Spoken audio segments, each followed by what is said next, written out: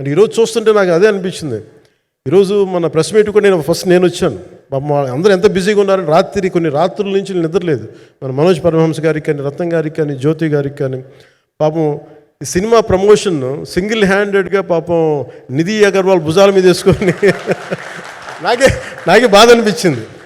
పాపం ఒక అమ్మాయి తన కెరీర్ తను చూసుకోవాల్సిన అమ్మాయి కూర్చోబెట్టి నాకే సిగ్గు అనిపించింది. I have to truly appreciate you. అంటే చాలా పాపం అన్నీ వెళ్తూ ఉంటే నాకు ఇదేంటి సినిమాని అనాథలా వదిలేశారండి అనిపించింది. సో నాకేమనిపించింది, ఈ సినిమాకి ఎవరు అనాథలా వదలలేదు, నేను ఉన్నానని చెప్పడానికి వచ్చాను ఈ రోజున.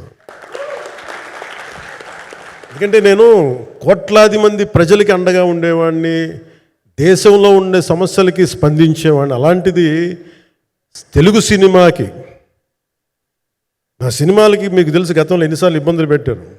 అదే మన ప్రభుత్వం అక్కడికి రాగానే వెంటనే సాధారణంగా హృదయ కవాటాలు తెరిచి మరీ ఆహ్వానించాం.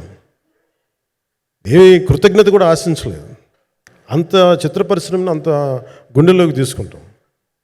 అలాగే దీనికి సంబంధించి అలాంటిది నా సినిమాని నేను ఎందుకు వదిలేస్తాను? ఎందుకంటే ఇది ఇంకో సినిమా కాదు.